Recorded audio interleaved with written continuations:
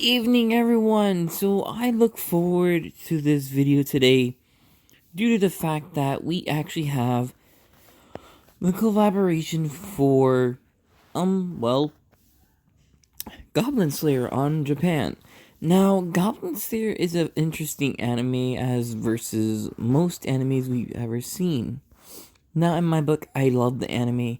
I consider it the awesomest, and I love it. Now, between the three units we have here are actually, well, I don't have their names. No, one of my friends gave me a name for this one. Greg.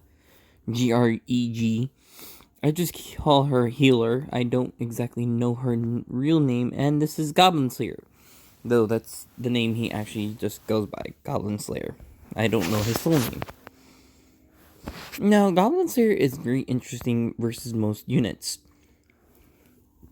Now, as of recent, a lot of units have been receiving that kind of, hey, I'm going to do more damage the lesser HP I have.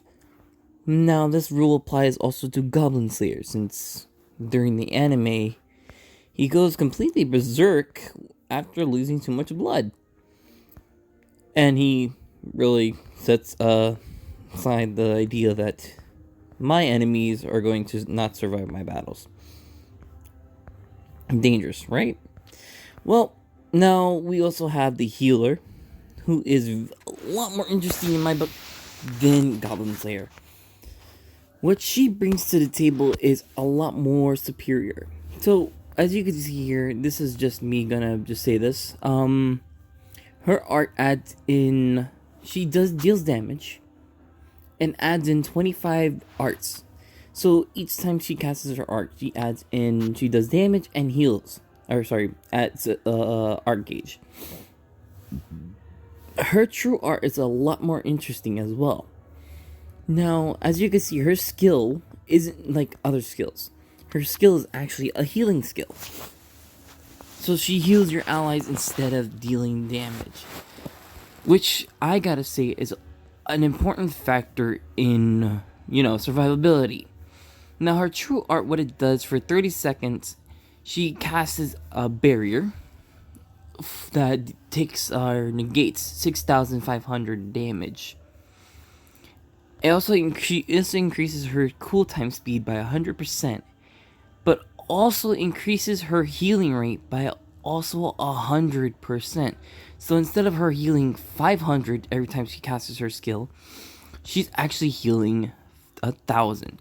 Now, this is not just the fact that she does not use how's to put this? That's wrong. That was the wrong wording.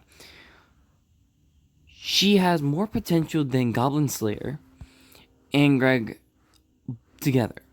Why does she have more potential is because of the fact that she can increase her own healing rate by each time she's given a different, after each time she casts her true art. Now, instead of most healers, her art can be casted, or her skill can be casted multiple times and quickly. But her art is very slow. Her skill is very slow. Her arts are very fast. I love that detail because it changes the battlefield's momentariness. Sorry, that was a very tongue-tied moment. Now, for Greg here, not so much of my details upon her. Apparently, she can cause faint, and she also increases her critical damage to enemies that have been fainted. Now, she also reduces their attack as well as their resistance to, physical damage. Just like Goblin Slayer, she does the same thing, but Goblin Slayer does a 20%, around 25%, debuff to all incoming damage. So both physical and magical damage is increased by 25%. Now, as I said, he does more damage on his true art for the lower his HP is. So, as you can see, his max can be 150% as to how much damage you could do. Now, that's a little bit dangerous because You've got to be careful because he can be killed within that percentage as well as that much low HP. Now, the reason why my main focus today is on the healer is because, well, I have her. I got really lucky. Let's just put it like that. No, really, I got really lucky. I got her luckily. I maxed her out too, just in case. Now, as you can see, I also have Asher on this count, but that was because I got him through the unit selects, which is back up on Japan. Though I don't want this one. I never want that one. But beyond that, not the point of this video. But let's get down to how to actually use her. Now, as I said, she's very powerful, she's very good, and she can change the moment and tide of a battle. Now, what the heck am I going to do?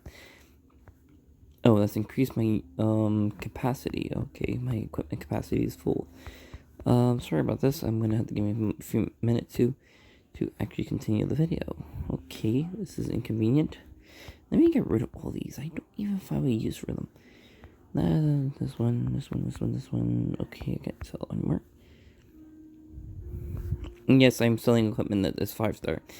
Now, this is because I don't use these equipment and they have no external value to me. Apologies if I make that sound like a jackass move. Oh, sorry. That wasn't supposed to be said. Rules and regulations of YouTube.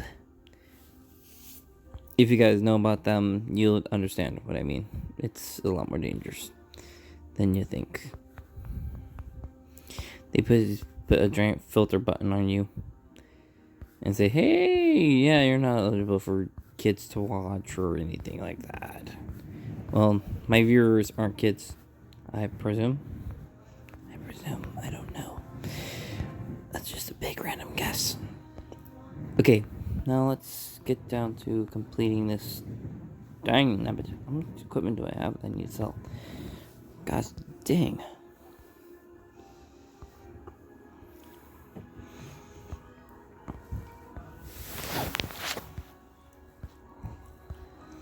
Yeah, my equipment here isn't as good as my equipment on Global. Alright, that'll be all. Now, I'm going to do a battle which might kick my butt. But hey, it's 100% worth it just to give this a good wild try. Now, if you all know by now, Earth Mira is actually a very good unit to have on your team, a very good unit in general, especially when her true arc kicks in, because she just basically negates all incoming damage to your team. Now, as you could see, I'm taking massive damage. Wow. Yep, jeez. Alrighty, let's cover up my team. Let's heal up. Or correction, let's just add in some stuff.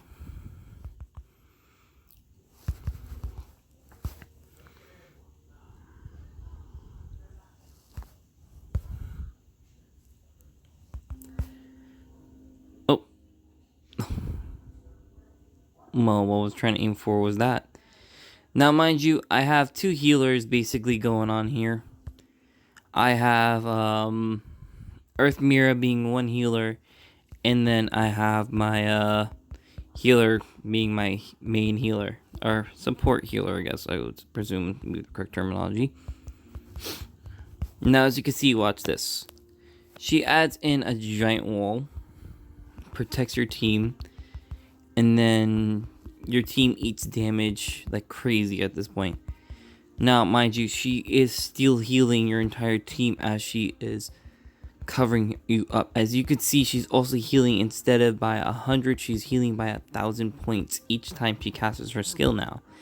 This is because this is what her art does.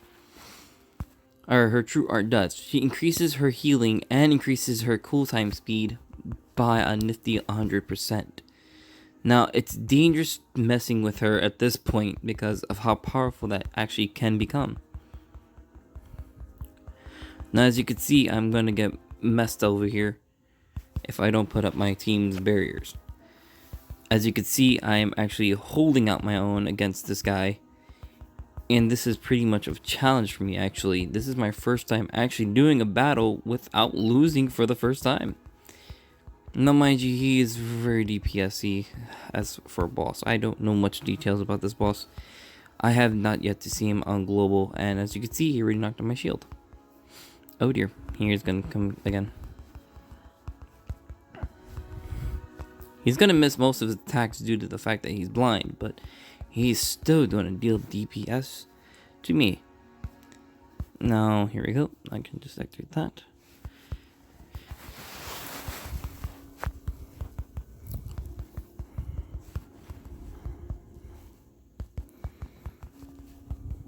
Oops. That was my apologies. Let's get that on him. And let's use his art.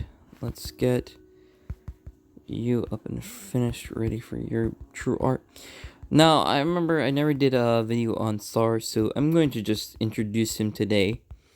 SAR is by far the top nuker in-game for Japan, and will be the top damager throughout the entire game. He actually beats Freed by a long shot, believe it or not. Sadly enough, Freed loses his place holding due to SAR being the next OP unit for physical attack or damage. Sadly. No, as I said, I'm surprised I was actually able to survive that. It was my first time actually doing that, as you could see. And, well, I'm happy I survived. I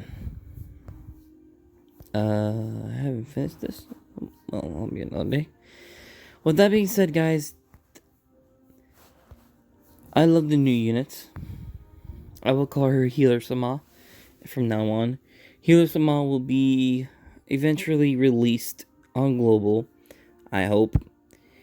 But with that being said, guys, thanks for watching. And pray that we get Goblin Slayer to come to global. Thanks again for watching, and have fun.